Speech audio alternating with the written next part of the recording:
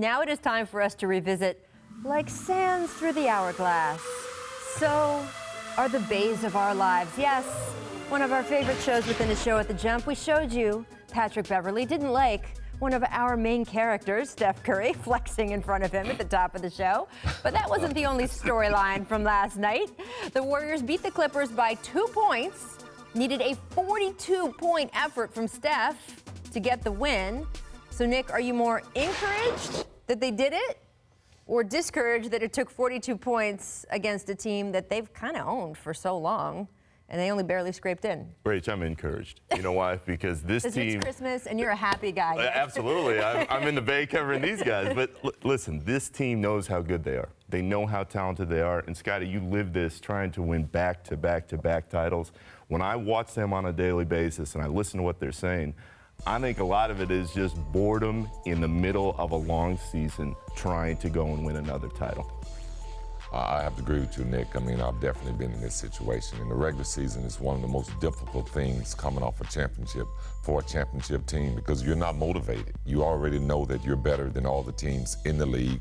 You're already playing better basketball than most teams in the league on most nights. So there's just not anything to really keep this team motivated other than getting into the playoffs. Look at this. I mean, this is crazy. If you know that that's what's waiting for you at the end of June and you live that exact, you're one of the few humans on earth who has lived this exact same thing. I mean, we've talked about championship hangovers, but you can't have championship hangovers if you're doing it again and again and again. And as you say, you know there's separation. Yes, and when you look at Golden State statistically, some of the numbers where they're still ranked, you know that they're ready for playoff basketball. This is not a team that's just, we look at them and they're winning a game and they may lose a few here and we're thinking, what's going on with them, the Draymond, the KD. It's not even about that. They're ready for the playoffs. We still got months and months that we're going to be hearing about all this stuff going on with them, but come playoff times, believe me, the Golden State Warriors will still be the best team and they'll be ready. And here's another reason to be encouraged. If you're the Warriors and you've gone through this mess in the last month, and Draymond and KD were not even speaking to each other for a few days, and it was miserable in that locker room. They're next to each other and they're barely looking at each other. They sit down, they talk, they start winning a little bit, and they realize, we're still best friends. We're good. And we're getting DeMarcus Cousins back at some point in the near future, and we know how to win when all the chips are down.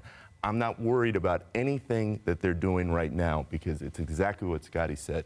You listen to them, you watch, and you know they're ready to hit the button when they need to. Did you say DeMarcus Cousins? Did I hear that somewhere? Because see, last year we had Haywatch, and that was canceled as a series, and the new mid-season replacement, Boogie Watch!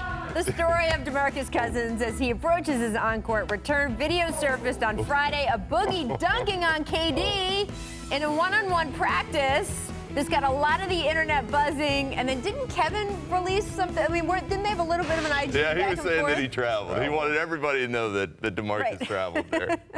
Everybody. What do you It didn't look like it on video. The video don't lie.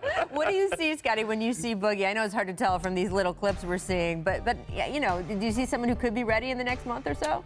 Well, I mean, the way Golden State Warriors play, it's going to take a lot of conditioning for him to get in and fit in with their style of play. But, I mean, he looks great on the court in a half-court situation. At least, you can use him for his offense and run the offense through him. But the way Golden State has used bigs in the past, I would say he's not quite ready yet because they like guys that can protect the basket. They like guys that can race to the rim. And if Boogie's not ready for that, then he's not going to be able to help them. I think he can come back in a few weeks. I think Steve Kerr has been very clear in not setting a target date because they want his body to be right after the Achilles injury.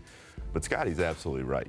This team is used to running up and down the floor, and they're used to playing at a tempo that is very fast. Boogie likes to slow it down. That's my biggest fear, isn't that whether or not he's ready in a few weeks. It's how's he going to adjust when they start playing games, and what kind of impact is he going to be able to make?